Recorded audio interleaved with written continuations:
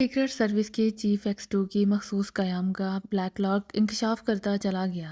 एक लम्हे के लिए इमरान की आंखों में हैरत के तासुरात उभरे, मगर फिर वो पुरसुकून हो गया।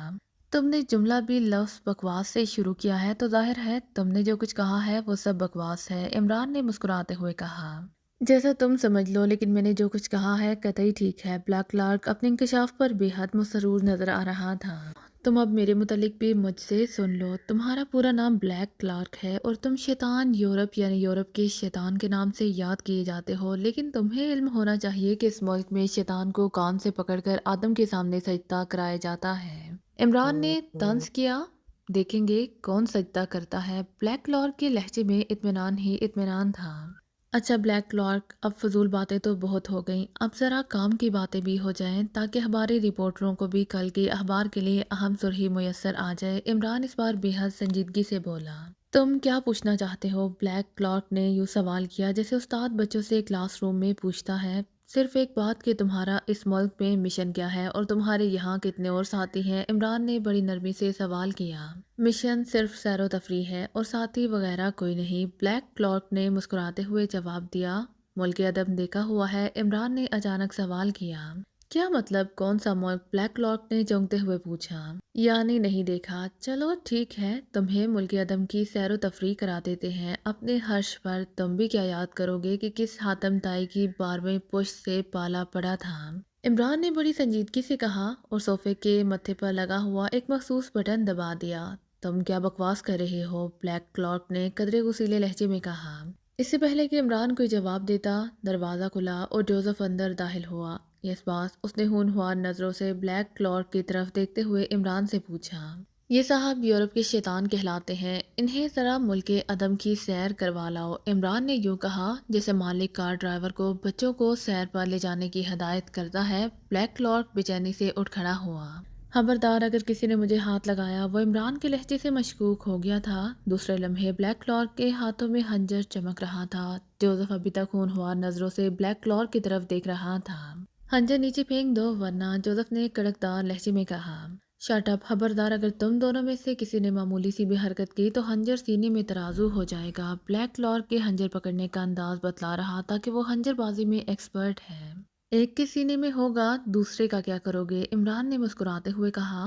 ब्लैक क्लॉर्क ने एक लम्हे के लिए गसीली नज़रों से इमरान की तरफ देखा और यही लम्हा उसके लिए भारी पड़ा। उस एक लम्हे से जोसेफ फ़ायदा उठा गया। उसने एक ज़बरदस्त फ्लाइंग किक लगाई। उसकी दोनों टांगें ब्लैक क्लॉर्क के सीने पर पड़ी और ब्लैक क्लॉर्क झटका खाकर सोफे पर गिर पड़ा, फिर सोफे समेत पीछे जा पड़ा। उसके हाथ से हंजर निकल गया। गुड शो जोसेफ, इमरान ने मुसर्रत से ताली पीटते हुए कहा। ताली पीटने का अंदाज ऐसा था जैसे बच्चा सर्कस में मसहरों की हरकतों पर खुश हो रहा हो। थैंक यू बॉस, जोसेफ ने फर्श से उठते हुए कहा। इमरान का एक तारीफी फिक्रा जोसेफ के लिए हफ्ते अकलीम की दौलत से ज्यादा कीमती था। इधर ब्लैक क्लॉर्क भी उठ खड़ा हुआ था। उसके जबड़े गुस्से की शिद्दत से भिंचे हुए थे और आंखों से शरारे निकल रहे थे और वो जोसेफ को यूं देख रहा था जैसे उसे कच्चा चबा जाएगा। क्या मार खाए कुत्ते की तरह देख रहे हो? आगे बढ़कर पंजा लड़ाओ, इमरान ने उससे उकसाया। फिर दूसरे लम्हे वो फुर्ती से एक तरफ हट गया क्योंकि ब्लैक क्लॉर्क ने अचानक इमरान पर छलांग लगा दी थी। मगर इमरान तो हजार आंखें रखता था। वो भला ब्लैक क्लॉर्क के दाव में कब आता था? ब्लैक क्लॉर्क अपने जोग में आगे बढ़ता हुआ दीवार से जा टकराया। फिर इससे पहले कि वो उठता, जोसेफ ने एक हाथ से उसकी गर्दन पकड़कर झटका दिया और दूसरे हाथ का जोरदार मुक्का उसके पहलू पर जड़ दिया। ब्लैक क्लॉर्क के मुंह से बेख्तियार एक चीख निकल गई, मगर नाजुक जगह पर लगा था। मगर ब्लैक क्लॉर्क भी बेहद सख्त जान था। चीख तो बेख्तियार निकल गई थी, वो वापस नहीं आ सकती थी। मगर ये मुक्का जोसेफ को भी महंगा पड़ा क्योंकि फर्श पर गिरते ही ब्लैक क्लॉर्क उछला। फिर उसने टांगों से जोसेफ की गर्दन को कैंची की तरह जकड़ लिया और साथ ही वो मुड़ता चला गया और इसके साथ ही जोसेफ भी नीचे फर्श पर आ गिरा। फिर इससे पहले कि जोसेफ उठता, उसने दो चार भरपूर ठोकरें जोसेफ की कनपट्टी पर टका दी। ठोकरें हाथी भरपूर पड़ी थीं। जोसेफ की आंखों के आगे सितारे नाचने लगे, मगर वो बर्दाश्त कर गया। कुछ तो फितरी कुव्वते इरादे की बिना पर और कुछ इस बिना पर कि वहाँ इमरान भी मौजूद था। इमरान के सामने वो किसी कीमत पर भी बुज़दिली या शिकस्त का इजहार नहीं कर सकता था। चुनाचे अभी इस पर दो चार ठोकरें ही पड़ी थी कि ब्लैक क्लॉर्क की टांग उसके हाथों में आ गई। जोसेफ ने पूरी कुव्वत से टांग मरोड़ दी और ब्लैक क्लॉर्क उलट कर नीचे आ गिरा। फिर वो दोनों ही इकट्ठे उठे। अब वो एक बार फिर आमने सामने खड़े थे। इमरान बड़े इत्मीनान से सोफे पर बैठा इन दोनों की जंग देख रहा था। ایک بار پھر وہ دونوں گتھم گتھا ہو گئے، دونوں لڑائی میں ماہر تھے، اسی لیے ایک دوسرے پر داؤ پیچ آزما رہے تھے، کسی کے بھی شکست کھانے کے آثار نظر نہیں آ رہے تھے۔ جوزف مجھے دیر ہو رہی ہے، عمران نے جوزف کو اکسایا۔ عمران کا یہ فکرہ کہنے کی دیر تھی کہ اچانک جوزف نے بلیک کلارک کی کمر میں دونوں ہاتھ ڈالے، پھر اس نے اسے سر سے اوپر اٹھا کر پھینک دیا۔ جوزف نے بلیک کلارک کو سر سے گھما کر پھینکا اور وہ سیدھا اس طرف گیا جدھر دروازہ تھا۔ اسی لمحے اچانک دروازہ کھلا اور اس میں بلیک زیرو داخل ہونے لگا کہ بلیک کلارک سیدھا بلیک زیرو سے پوری قوت سے ٹکرایا اور دونوں ایک دوسرے کے اوپر برآمدے میں جا گرے۔ بلیک زیرو جس پر اچانک کی افتاد پڑی تھی، چند لمحوں تک تو سوچ بھی نہ سکا اس کے ساتھ ہوا کیا ہے۔ ادھر عمران اور جوزف کے تو تصور میں بھی نہیں تھا کہ یوں اچانک دروازہ بھی کھل سکتا ہے۔ چنانچہ حیرت اور بکھلاہٹ سے وہ چند لمحے بے حس و حرکت اپنی جگہ پر کھڑے رہے، پھر سب سے پہلے عمران دروازے کی طرف جھپٹا۔ اسی لمحے بلیک زیرو اٹھ رہا تھا۔ نتیجہ یہ ہوا کہ وہ دونوں ایک دوسرے سے ٹکرا کر پھر نیچے آ رہے، مگر اس بار دونوں بجلی کی سی تیزی سے اٹھے تھے۔ ادھر جوزف ان سے کتراتا ہوا باہر نکل گیا۔ بلیک کلارک کے ہوش قائم رہے تھے، اسی لیے اس نے اس نایاب موقع سے فائدہ اٹھایا تھا۔ جس وقت جوزف باہر آیا، بلیک کلارک بھاگتا ہوا پھاٹک کی طرف جا رہا تھا۔ وہ حیرت انگیز طور پر انتہائی تیزی سے دوڑ رہا تھا، ایسا معلوم ہو رہا تھا جیسے وہ ہوا میں تیر رہا ہو۔ جوزف نے فائر کیا مگر گولی پھاٹک میں لگی، مگر دوسرے لمحے بلیک کلارک پھاٹک کی ذیلی کھڑکی کھول کر باہر سڑک پر پہنچ چکا تھا۔ جوزف کی دوسرے فائر کی نوبت ہی نہ آئی۔ بلیک کلارک کی ذہنی ہوشیاری کی بنا پر وہ موقع سے فائدہ اٹھا چکا تھا اور دانش منزل کی تاریخ میں شاید یہ پہلا موقع تھا کہ کوئی آدمی عمران، جوزف اور بلیک زیرو کی موجودگی میں مخصوص کمرے بلکہ دانش منزل سے ان کی مرضی کے بغیر نکل جانے میں کامیاب ہو گیا ہو۔ میرے ساتھ آؤ، عمران نے ہاتھ جاڑتے ہوئے بلیک زیرو سے کہا، جو مجرموں کی طرح سر جھکائے کھڑا تھا۔ عمران کا لہجہ نرم تھا، اسے اپنے اعصاب پر بے پناہ کنٹرول تھا۔ اس نے جوزف کے سامنے بلیک زیرو کو کچھ کہنا مناسب نہیں سمجھا، پھر جوزف کو وہیں چھوڑ کر وہ دونوں آپریشن روم کی طرف بڑھتے چلے گئے۔ کیپٹن شکیل کیفے ہل پارک سے سیدھا اپنے فلیٹ گیا، وہاں سے اس نے وائرلیس ٹیپ جوائنٹ ریکارڈر اٹھا کر جیب میں ڈالا، پھر وہ سیدھا عمران کے فلیٹ میں آیا۔ عمران کا فون ٹیپ کرنے کی ذمہ داری اس پر ڈالی گئی تھی، اسی لیے وہ پہلی فرصت میں اس کام سے فراغت حاصل کرنا چاہتا تھا۔ کیپٹن شکیل جس وقت عمران کے فلیٹ پر پہنچا تو دروازہ بند تھا۔ اس نے کال بیل بجائی مگر لگاتار 2-3 دفعہ بٹن دبانے کے باوجود بھی کسی نے دروازہ نہیں کھولا اور کیپٹن شکیل کو فکر پڑ گئی کہ اندر کوئی گڑبڑ نہ ہو گئی ہو۔ اس نے جھنجھلا کر پوری قوت سے بٹن دبایا، پھر اس وقت تک اس نے بٹن پر سے انگلی نہ ہٹائی جب تک کہ دروازہ ایک جھٹکے سے کھل نہ گیا۔ سامنے سلیمان کھڑا تھا، چہرہ غصے اور جھنجھلاہٹ کی شدت سے سیاہ پڑ چکا تھا، آنکھوں سے شعلے برس رہے تھے۔ کیا مصیبت ہے، اس طرح گھنٹی بجائی جاتی ہے؟ سلیمان نے پھاڑ کھانے والے لہجے میں کہا۔ کیا تم کانوں میں تیل ڈال کر بیٹھتے ہو؟ 10 دفعہ گھنٹی بجا چکا ہوں، تمہارے کان پر جوں تک نہیں رینگتی۔ کیپٹن شکیل کو بھی غصہ آ گیا۔ آپ کیا چاہتے ہیں؟ سلیمان نے کیپٹن شکیل کو غصے میں دیکھا تو ٹھنڈا پڑ گیا۔ کیا مطلب؟ کیا تم اتنے بدتمیز ہو گئے ہو کہ مجھے اندر بھی نہیں آنے دو گے؟ کیپٹن شکیل کا پارا کچھ ڈگری اوپر چڑھ گیا۔ سلیمان بوکھلا کر ایک طرف ہٹ گیا، واقعی غصے اور جھنجھلاہٹ میں اس سے شدید بدتمیزی سرزد ہو گئی تھی۔ کیپٹن شکیل اندر داخل ہو گیا۔ سلیمان نے دروازہ بند کیا، پھر مردہ قدموں سے ڈرائنگ روم میں داخل ہوا جہاں صوفے پر سامنے کیپٹن شکیل بیٹھا تھا۔ عمران صاحب کہاں ہیں؟ کیپٹن شکیل نے نرمی سے پوچھا، شاید وہ وقتی غصہ تھا جس کی بنا پر کیپٹن شکیل نے اسے ڈانٹتے ہوئے مخاطب کیا تھا۔ کیپٹن شکیل کے نرم لہجے سے سلیمان شیر ہو گیا۔ عمران صاحب اپنی بیگم کے بنگلے پر گئے ہیں، سلیمان نے بڑے مودبانہ لہجے میں جواب دیا اور کیپٹن شکیل نہ چاہتے ہوئے بھی چونک پڑا۔ وہ ایک لمحے تک بغور سلیمان کی آنکھوں میں دیکھتا رہا۔ سلیمان نے بوکھلا کر نظریں پھیر لیں کیونکہ کیپٹن شکیل کی تیز نظروں کا سامنا کرنا سلیمان کے بس سے باہر تھا۔ ٹھیک ہے، تم چائے بناؤ، میں عمران کا انتظار کرتا ہوں، کیپٹن شکیل نے سلیمان کو بڑے نرم لہجے میں ہدایت دیتے ہوئے کہا۔ مگر صاحب چینی نہیں ہے، سلیمان نے بڑی معصومیت سے جواب دیتے ہوئے کہا۔ اچھا چلو بغیر چینی کے بنا لاؤ۔ کیپٹن شکیل کے پاس اس کے سوا اور کوئی جواب بھی نہیں تھا۔ ویسے وہ اتنا اچھی طرح جانتا تھا کہ نہ صرف یہ سلیمان کا بہانہ ہے چائے نہ بنانے کا، مگر صاحب دودھ بھی تو نہیں ہے، سلیمان نے اس بار قدرے ڈرتے ڈرتے کہا۔ چلو بغیر دودھ کے لے آؤ۔ کیپٹن شکیل اب جھنجھلانے کے بجائے سچویشن سے لطف اندوز ہونے لگا۔ اچھا صاحب لے آتا ہوں، مگر ایک درخواست ہے، اگر آپ ناراض نہ ہو تو، سلیمان نے چہرے پر خوشیاں بکھیرتے ہوئے کہا۔ ہاں ہاں کہو، کیپٹن شکیل نے یوں جواب دیا جیسے بادشاہ کسی فریادی کو دلاسا دیتا ہے۔ صاحب اچھا چھوڑیے، آپ ناراض ہو جائیں گے۔ سلیمان بات کہتے کہتے رک گیا۔ نہیں نہیں، ڈرتے کیوں ہو؟ کیپٹن شکیل نے کہا۔ دراصل بات یہ ہے کہ بتی بھی نہیں ہے، اب آپ حکم فرمائیں تو چائے لے آؤں۔ سلیمان نے ڈرتے ڈرتے بات مکمل کر دی۔ اب کیپٹن شکیل کی حالت قابل دید تھی۔ اس کی سمجھ میں نہیں آ رہا تھا کہ وہ اس بات پر کہا مارے یا سلیمان پر غصہ کھائے۔ سلیمان نے اسے اچھا خاصا بے وقوف بنایا تھا۔ ٹھیک ہے تم آرام کرو، میں نے تمہیں ہاں تکلیف دی ہے، میں بغیر چائے کے ٹھیک ہوں۔ عمران آ جائے گا تو پھر اس کے ساتھ باہر کسی کیفے میں چائے پی لیں گے، کیپٹن شکیل نے نفسیاتی پھندہ ڈالتے ہوئے کہا۔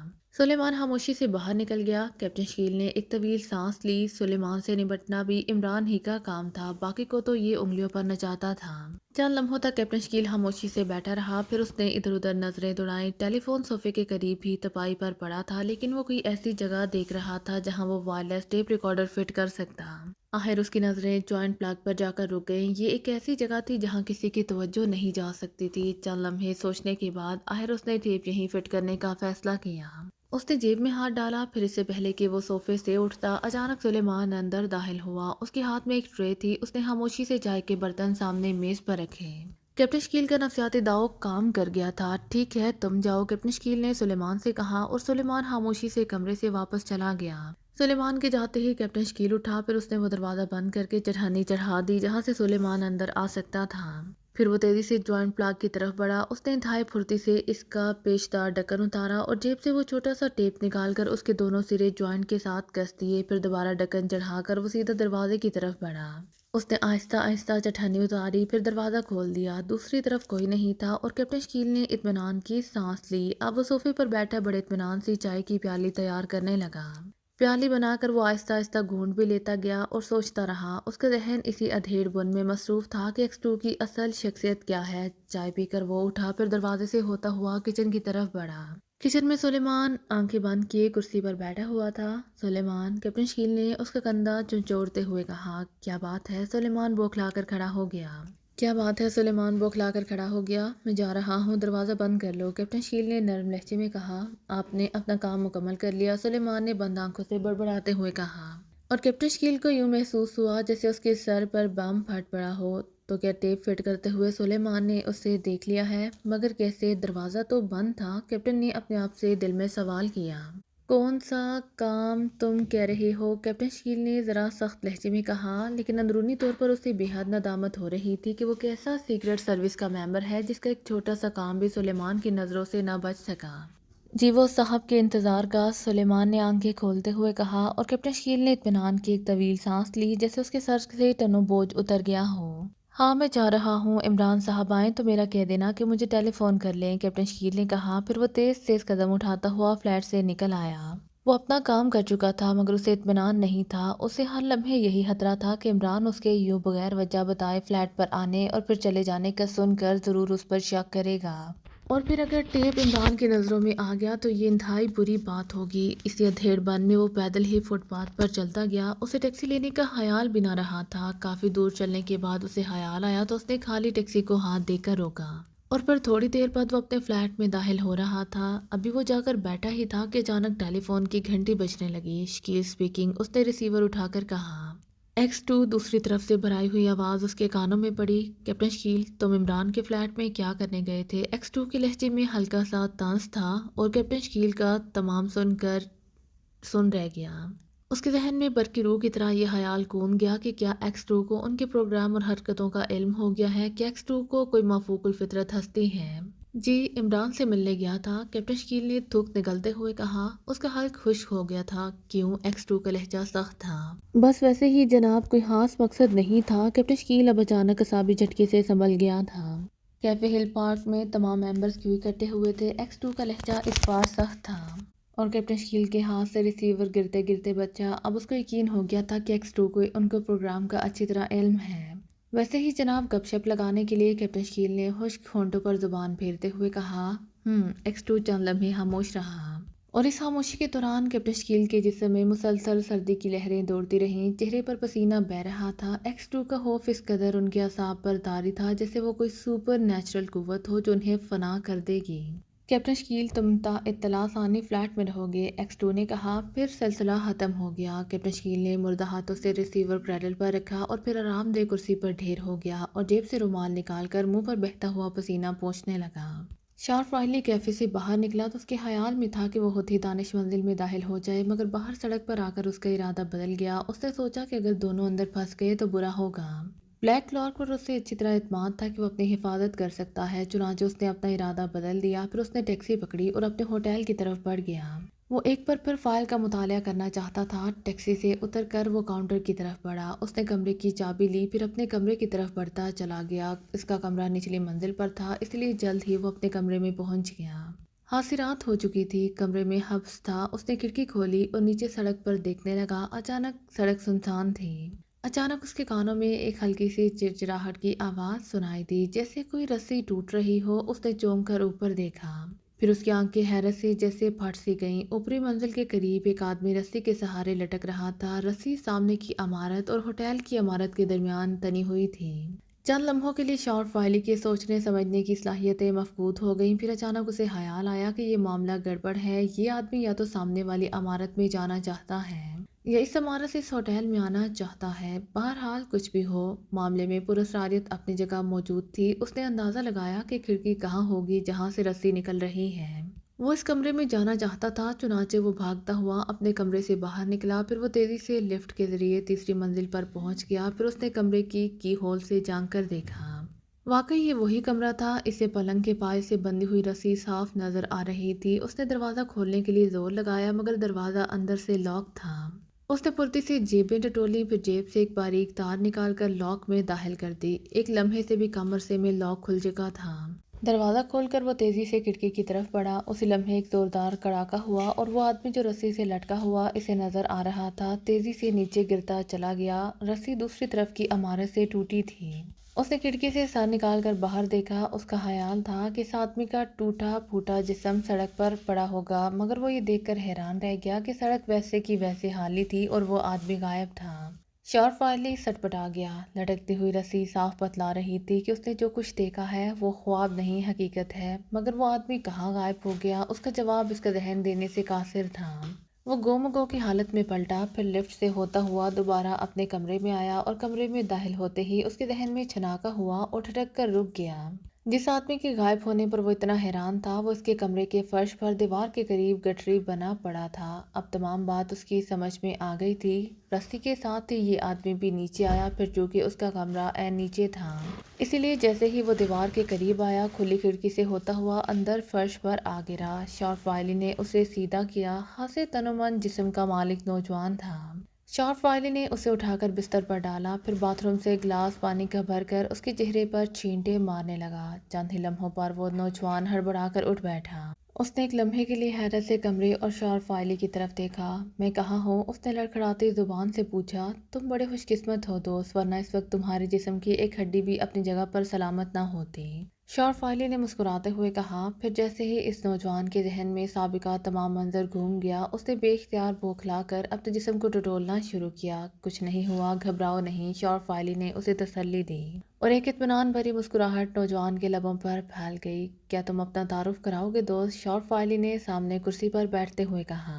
ضرور کراؤں گا، مگر شاید وہ رسی ابھی تک باہر لٹک رہی ہے، نوجوان نے جو صفدر تھا تشویش بھرے لہجے میں پوچھا۔ ہاں، شارٹ فائلی نے جواب دیا۔ مجھے اسے ہٹانے دیجیے، ورنہ کسی کی نظر پڑ گئی تو معاملہ مشکوک ہو جائے گا، صفدر نے اٹھنے کی کوشش کرتے ہوئے کہا۔ تم بیٹھو، میں اسے اتار کر لاتا ہوں۔ شارٹ فائلی اٹھ کھڑا ہوا اور پھر وہ صفدر کا جواب سنے بغیر تیز تیز قدم اٹھاتا ہوا کمرے سے باہر نکل گیا اور باہر سے دروازہ بند کرتا گیا۔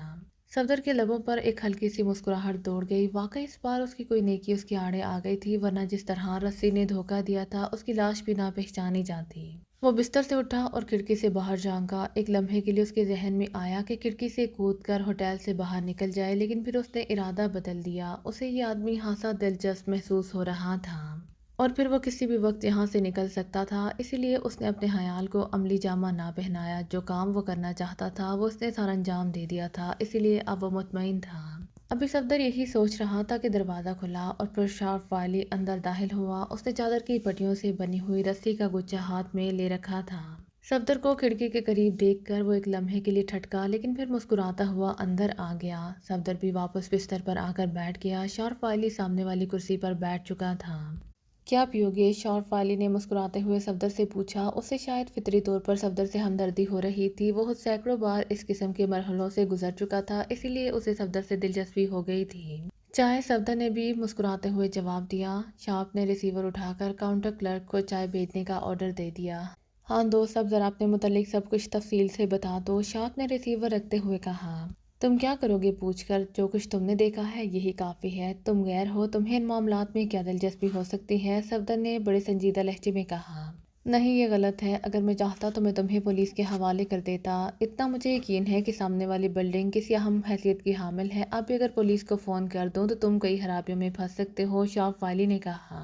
اوکے، اگر تم بضد ہو تو میں تمہیں سب کچھ تفصیل سے بتا دیتا ہوں، اس سے پہلے تمہیں اپنا بھی مکمل تعارف کرانا ہوگا، صفدر نے جواباً ایک شرط لگا دی۔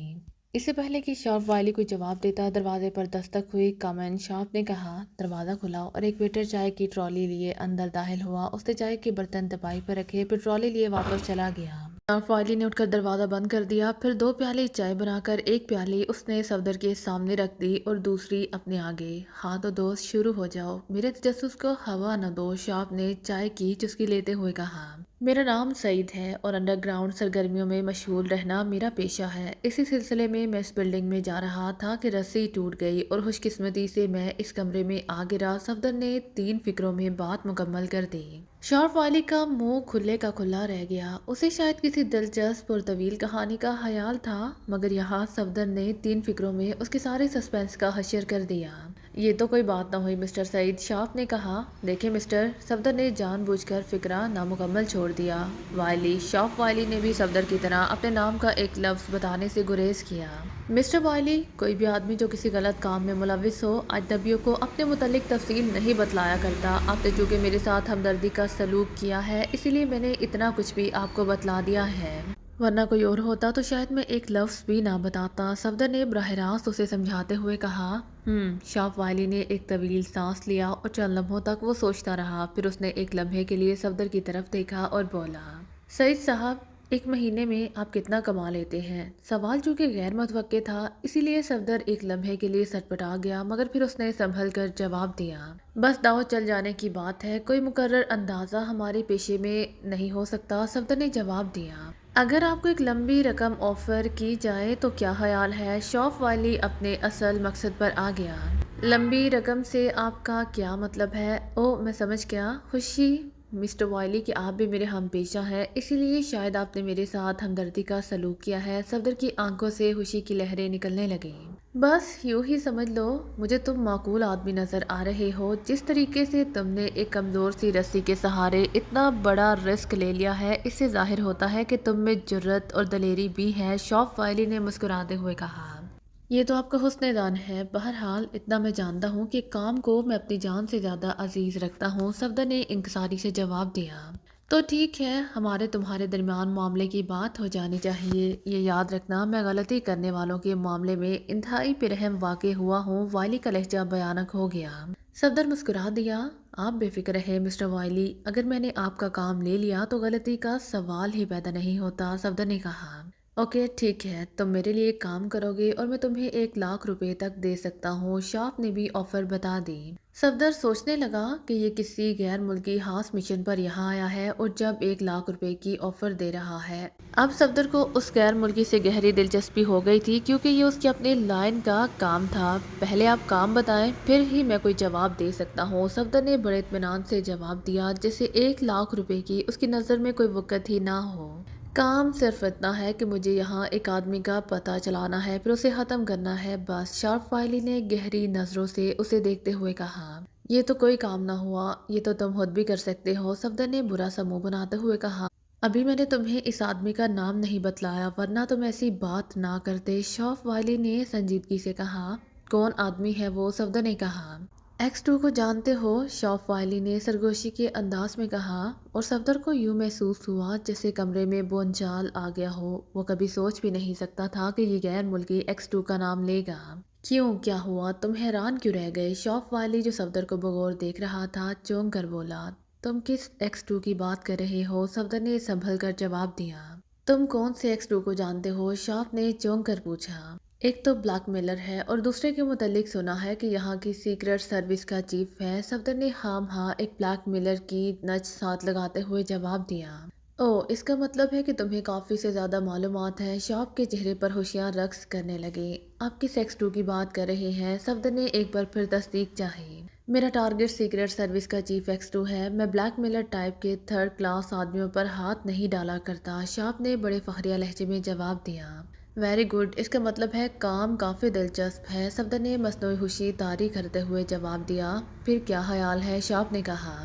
मैं आपके साथ हूँ, आपको मुझसे कोई शिकायत नहीं होगी, सफदर ने बड़े बाएतमाद लहजे में कहा। बेफिक्र हो दोस्त, काम होने पर मैं तुम्हें इतना दूंगा कि तुम 10 बार भी पैदा हो जाओ तब भी नहीं कमा सकोगे, शार्प वायरी ने ढींग मारी। अब इस सिलसिले में मेरे लायक क्या खिदमत है, सफदर ने टालते हुए पूछा। दानिश मंजिल के मुतालिक तुम जानते हो, शार्प ने सवाल किया।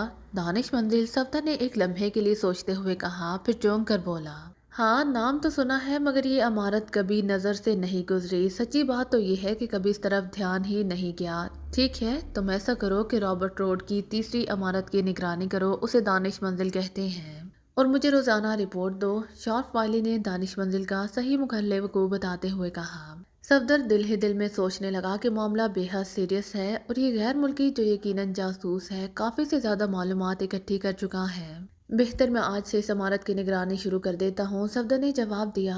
और हाँ, एक बेवकूफ़ सा आदमी इमरान अगर इस इमारत में कभी आता जाता नजर आ जाए तो मुझे फ़ौरन रिपोर्ट देना, शार्प फायरी ने मजीद हदायत दी। बेहतर मगर उसका हुलिया क्या है, सफदर ने पूछा। स्मार्ट सा नौजवान है, शक्ल देखने पर महसूस होता है कि जैसे पैदाइशी अहमक हो, ये उसकी सबसे बड़ी निशानी है। शार्प फायली ने तफसीली हुलिया बताने से गुरेज किया, शायद उसे खुद भी इमरान के तफसीली हुलिये का इल्म नहीं था। ठीक है, रिपोर्ट कहाँ दूँ, सफदर ने पूछा। होटल के टेलीफोन पर बिजनेस कोड में बतला देना, अगर मैं मौजूद ना हो तो तुम काउंटर क्लर्क को पैगाम नोट करा देना, शार्प वाली ने जवाब दिया। फिर जेब से एक नोटों की गड्डी निकालकर सफदर के सामने रख दी। इसकी क्या ज़रूरत है, सफदर ने रस्मी लहजे में कहा। फिर गड्डी उठाकर जेब में डाल ली। वो इनकार करके उसे मशकूक नहीं करना चाहता था। अच्छा फिर मुझे इजाज़त, सफदर ने खड़े होकर कहा। बेहतर, शार्प भी खड़ा हो गया। मगर तुम्हारी रहाइश कहाँ है, शार्प ने सवाल किया। सफदर ने उसे अपने फ्लैट का पता बतला दिया। फिर वो शार्प वाली से हाथ मिलाकर कमरे से बाहर निकला। जल्द ही वो होटल से बाहर एक टैक्सी में बैठा अपने फ्लैट की तरफ जा रहा था। एक्स2 के लिए उसके पास काफ़ी मालूमात जमा हो चुकी थी। कैफे हिल पार्क के मैनेजर ने मुस्कुराकर अंदर दाखिल होने वाले का इस्तकबाल किया। नौवार स्मार्ट से जिस्म का नौजवान था, मगर चेहरे पर जैसे हशूनत जब्त होकर रह गई थी, लेकिन उसकी आंखों से शदीद मासूमियत उजागर थी। एक ही चेहरे पर मासूमियत और हशूनत का इम्तजाज कुछ अजीब सा लगता था। यूँ महसूस हो रहा था जैसे चीते के चेहरे पर कबूतर की आंखें लगा दी गई हों। फरमाइए जनाब, मैनेजर के चेहरे पर बेहद नरमी थी। इस नौजवान के चेहरे पर न जाने क्या बात थी कि मैनेजर बौखला सा गया। नौजवान ने बड़े एतमाद से कुर्सी घसीटी और उस पर बैठ गया। आज यहाँ कोई ग्रुप जिसमें एक लड़की भी थी आपके कैफे में बैठा रहा है, नौजवान ने सवाल किया। लहजा बेहद नोकीला था। ग्रुप, मैनेजर ने हैरत से कहा। यहाँ तो मुहतरम दिन में न जाने कितने ग्रुप आकर बैठते हैं, आप किस ग्रुप की बात कर रहे हैं? आप किसी वेटर को बुलवाइए, वो आपसे बेहतर जानता होगा, नौजवान ने इस बार नर्म लहजे में कहा, जैसे उसे अपने सवाल के बोधेपन का एहसास हो गया हो। क्या आप अपना तारुफ करा सकते हैं? मैनेजर ने वेटर को बुलाने के लिए कॉल बेल के बटन पर उंगली रखते हुए कहा। मैं एक शरीफ आदमी हूँ, बस आपके जानने के लिए इतना ही काफ़ी है, नौजवान ने मुस्कुराते हुए कहा। जी हाँ, वो तो शक्ल से ही जाहिर है, न जाने मैनेजर ने किस ख्याल के तहत हिम्मत करके कह दिया। दूसरे लम्हे वो बौखला कर खड़ा हो गया। एक घराहट से उभरी और दूसरे लम्हे मेज पर पड़ी हुई ऐश ट्रे एक सन्नाटे की आवाज़ निकालते हुई मैनेजर के चेहरे पर पड़ी। नौजवान का चेहरा गुस्से से सुर्ख हो गया था, मगर आंखें उसी तरह मासूमियत से भरपूर थीं जैसे उनका इसके चेहरे से कोई ताल्लुक नहीं।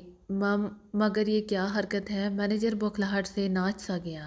अब मैनेजर रुमाल से चेहरे पर बिखरी हुई राख साफ कर रहा था। उसकी नाक पर हाथ से चोट आई थी, हल्का हल्का खून रिसने लगा था। अगर मजीद बकवास की तो इस मर्तबा तुम्हें ऐश ट्रे की बजाय गोली का सामना करना पड़ेगा, नौजवान ने मुतमईन लहजे में कहा। मैनेजर झला सा गया। मैं भी पुलिस स्टेशन फ़ोन करता हूँ, मैनेजर ने रुमाल से नाक साफ करते हुए कहा। वैसे लहजे से आया होने वाली लर्जिश नुमाया थी। बड़ी खुशी से करो, तुम्हारे अंडरग्राउंड स्टॉक में मौजूद गैर मुल्की शराब वो खुद ही ढूंढ लेगी, नौजवान ने यूं इंकशाफ किया जैसे वो खुद स्टोर कीपर रहा हो, और नौजवान बड़े इत्मीनान से मेज़ पर उंगलियों से तबला बजाने में मसरूफ़ हो गया। मैनेजर की आंखें हैरत से फटी की फटी रह गईं। इतने में दरवाज़ा खुला और एक वेटर अंदर दाखिल हुआ।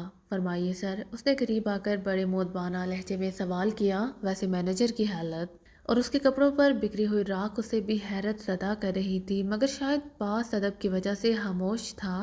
ये हमारे खास आदमी हैं, इन्हें कुछ मालूमात दरकार हैं, सही जवाब दो। مینیجر نے لفظ خاص آدمی پر زور دیتے ہوئے کہا۔ نوجوان مسکرا دیا۔ تم آج کب سے ڈیوٹی پر ہو؟ نوجوان نے ویٹر سے سوال کیا۔ صبح 10 بجے سے جناب، ویٹر نے مؤدبانہ انداز میں جواب دیا۔ سنو، آج ایک گروپ تقریباً 6-7 آدمیوں کا، جس میں ایک غیر ملکی لڑکی بھی تھی، یہاں بیٹھا رہا ہے؟ نوجوان نے پوچھا۔ جی ہاں، آج شام کو ایک گروپ دور کے کونے میں بیٹھا رہا ہے۔ وہ کافی دیر گفتگو کرتے رہے ہیں، پھر اٹھ کر چلے گئے، ویٹر نے جواب دیا۔ اس کے علاوہ اور کوئی گروپ نہیں آیا؟ نوجوان نے دوسرا سوال کیا۔ نہیں جناب، آج اس گروپ کے علاوہ اور کوئی گروپ نہیں آیا، ویٹر نے جواب دیا۔ اس لڑکی کا حلیہ بتاؤ؟ نوجوان نے پھر سوال کیا۔ ویٹر نے جولیا کا حلیہ بتا دیا۔ نوجوان نے بڑا نفسیاتی سا سوال کیا تھا۔ چونکہ جولیا غیر ملکی تھی، اسی لیے ظاہر ہے ویٹر کے ذہن میں اس کا حلیہ رہ گیا ہوگا۔ غیر ملکی لڑکیوں کو یہ ویٹر قسم کی مخلوق بڑے غور اور حیرت سے دیکھا کرتی تھی۔ ٹھیک ہے، وہ کس وقت آئے تھے؟ نوجوان نے اطمینان کا سانس لیتے ہوئے کہا۔ شام 6 بجے آئے تھے، ایک کونے میں بیٹھے بات چیت کرتے رہے، تقریباً 2 گھنٹے بعد واپس چلے گئے، ویٹر نے تفصیلی جواب دیا۔ تم نے ان کی گفتگو سنی تھی؟ نوجوان نے پوچھا۔ نہیں جناب، جب میں چائے سرو کرنے گیا تو سب لوگ خاموش ہو گئے تھے، ویٹر نے جواب دیا۔ اوکے ٹھیک ہے، تم جاؤ، نوجوان نے کہا، اور ویٹر سلام کر کے واپس چلا گیا۔ ویٹر کے جانے کے بعد نوجوان اٹھا، پھر خاموشی سے بیٹھے مینیجر سے سخت لہجے میں کہا۔ میرا نام ٹائیگر ہے۔ دارالحکومت میں ہر غیر قانونی کام کرنے والا آدمی میری نظروں کے سامنے رہتا ہے، لہٰذا بہتر یہی ہے کہ تم اس کمرے میں ہونے والی گفتگو کا ایک لفظ بھی خواب میں بھی نہ بڑبڑانا، ورنہ۔ ٹائیگر نے فکرہ جان بوجھ کر مکمل چھوڑ دیا، پھر تیز تیز قدم اٹھاتا ہوا کمرے سے باہر نکل آیا، اور مینیجر آنکھیں پھاڑے اسے جاتا دیکھ رہا تھا۔ جلد ہی ٹائیگر کیفے ہل پارک سے باہر آیا، اس نے ادھر ادھر نظر دوڑائی، پھر اسے دور سڑک کا ایک ایسا کونا نظر آ گیا جہاں گہرا اندھیرا تھا، دور دور تک کوئی آدمی نظر نہیں آ رہا تھا۔ وہ تیزی سے چلتا ہوا اس کونے کی طرف بڑھتا چلا گیا۔ وہاں پہنچ کر اس نے ایک بار پھر محتاط نظروں سے ادھر ادھر دیکھا، پھر جیب سے ایک چھوٹا سا لائٹر نکال لیا۔ اس نے لائٹر کا بٹن دبایا، اس میں سے ایک باریک سی راڈ باہر نکل آئی۔ دوسرے لمحے اس کے کانوں میں زو زو کی آوازیں آنے لگیں۔ جلد ہی رابطہ مل گیا۔ Imran speaking over. دوسری طرف سے عمران کی سنجیدہ آواز آئی۔ ٹائیگر بول رہا ہوں جناب، اوور۔ ٹائیگر نے مؤدبانہ انداز میں جواب دیا۔ رپورٹ دو۔ عمران کا لہجہ سخت ہو گیا۔ سر، سیکریٹ سروس کی پوری ٹیم بما جولیا کے کیفے ہل پارک میں 2 گھنٹے تک موجود رہی ہے۔ انہوں نے کسی خاص سلسلے میں یہ میٹنگ کی ہے، اوور۔ ٹائیگر نے رپورٹ دی۔ خاص سلسلے کا کیسے پتہ چلا، اوور؟ عمران کی اسپاٹ آواز سنائی دی۔ جناب، ویٹر سے پتہ چلا ہے کہ جب وہ چائے سرو کرنے گیا تو تمام افراد باتیں کرتے کرتے یکدم خاموش ہو گئے تھے، اوور۔ ٹائیگر نے جواب دیا۔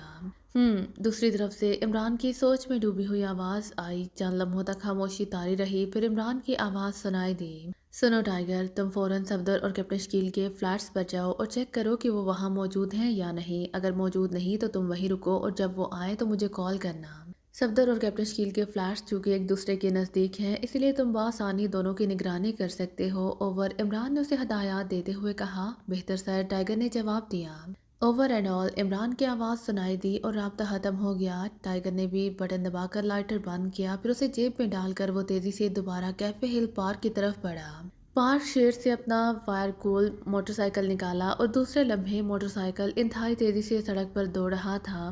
صفدر اور کیپٹن شکیل کے فلیٹس پر جانے کے لیے ٹائیگر کو عمران کے فلیٹ کے سامنے سے گزر کر جانا تھا۔ جب وہ عمران کے فلیٹ کے سامنے سے گزرا تو اچانک اس کی نظر کیپٹن شکیل پر پڑی، جو عمران کے فلیٹ کی سیڑھیاں اتر رہا تھا۔ اسٹریٹ لیمپ کی روشنی میں وہ ٹائیگر کو صاف نظر آیا۔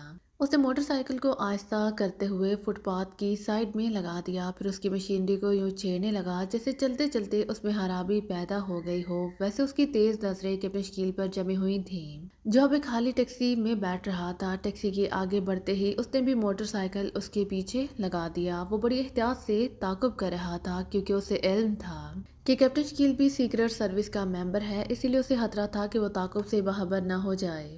جلد ہی ٹیکسی کیپٹن شکیل کے فلیٹ کے سامنے رک گئی، پھر کیپٹن شکیل اتر کر اپنے فلیٹ کی سیڑھیاں چڑھتا چلا گیا، اور ٹائیگر ایک بار پھر عمران سے رابطہ قائم کر کے اسے رپورٹ دینے میں مصروف ہو گیا۔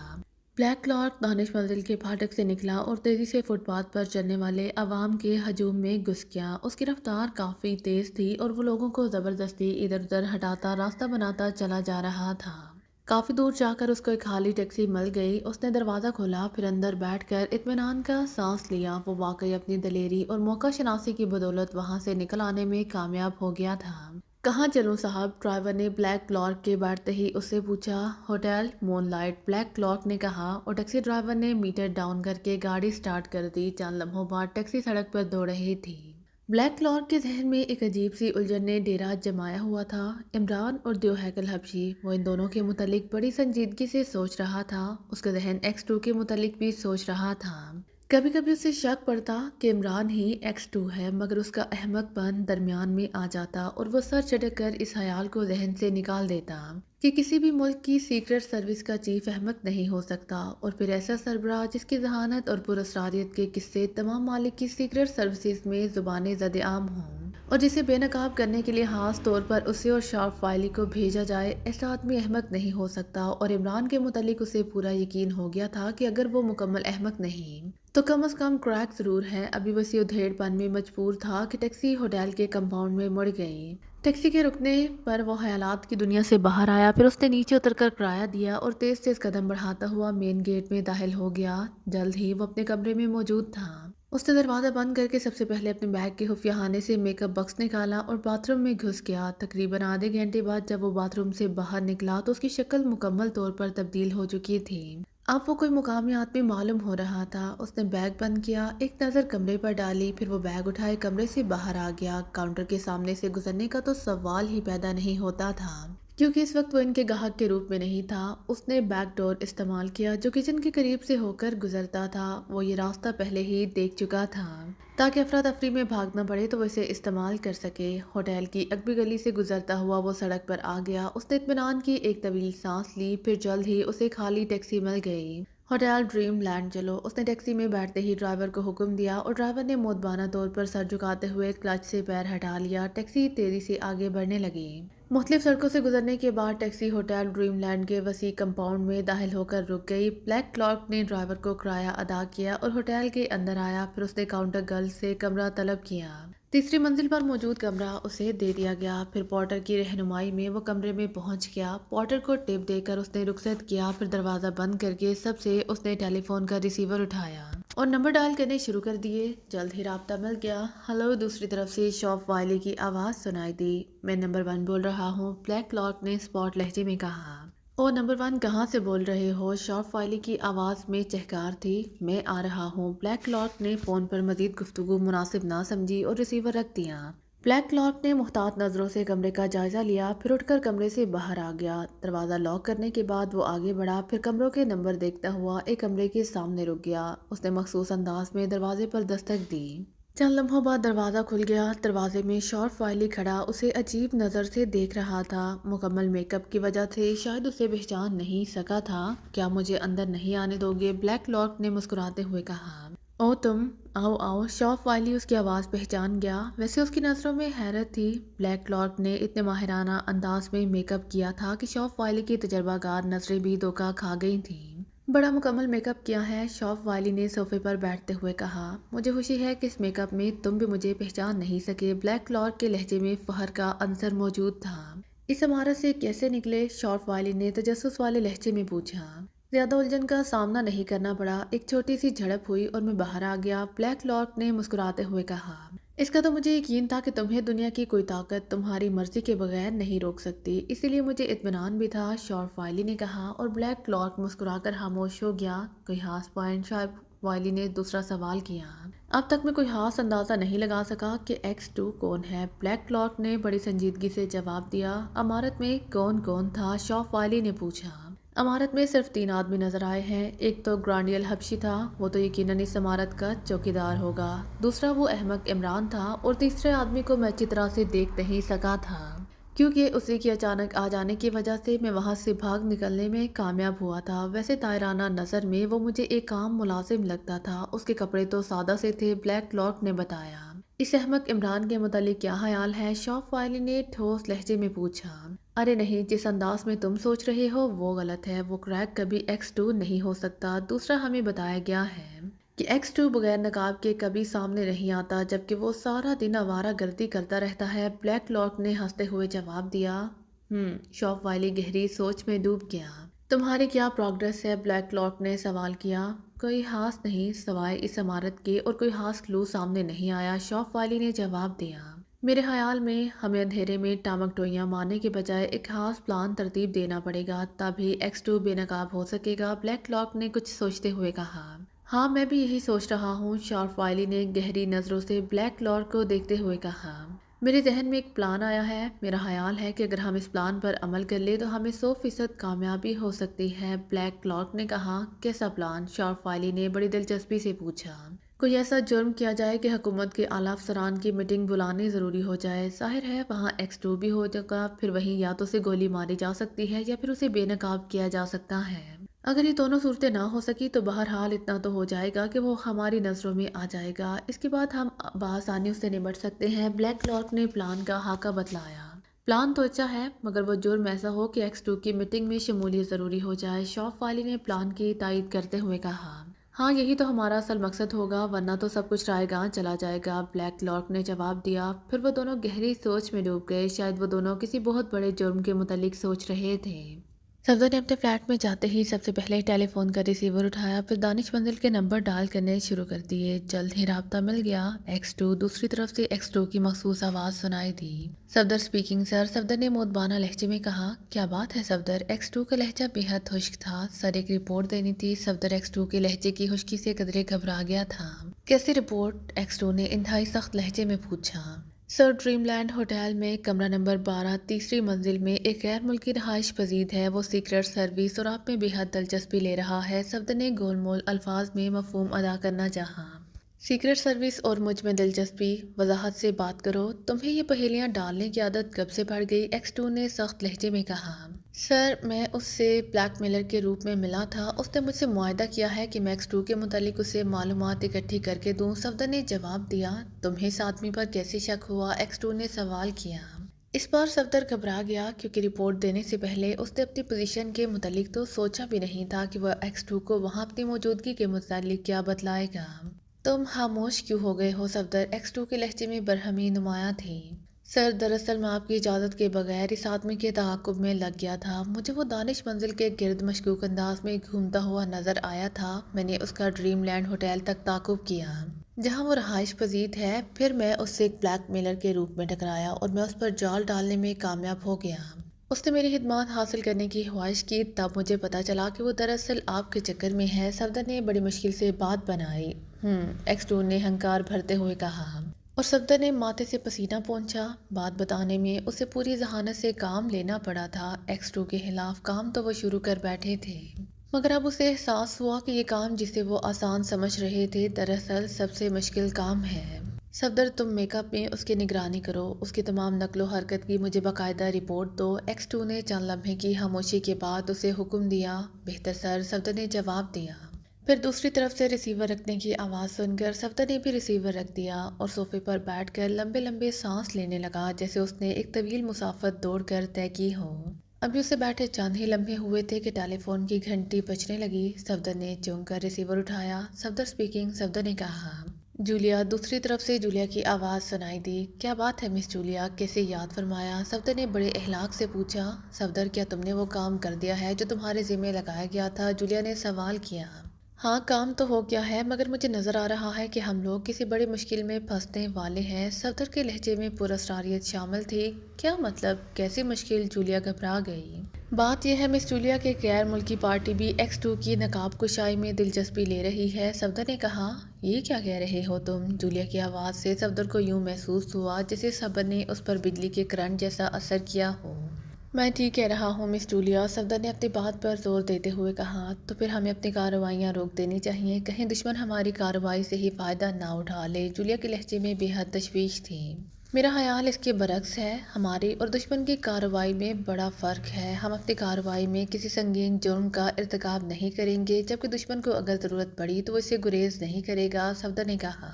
یہ تو ٹھیک ہے، مگر ہم اپنی کارروائی اس کیس کے ختم ہونے کے بعد بھی جاری رکھ سکتے ہیں۔ ہمیں آخر جلدی کس بات کی ہے؟ یہ کیس ہم نے اسی لیے شروع کیا تھا کہ ہم ان دنوں قطعی فارغ تھے۔ اب جب کہ تم کہہ رہے ہو کہ ایک نیا کیس شروع ہو چکا ہے تو ظاہر ہے کہ ہمیں اپنی کارروائی کے لیے فرصت کہاں ملے گی؟ جولیا کارروائی بند کرنے پر تلی ہوئی تھی۔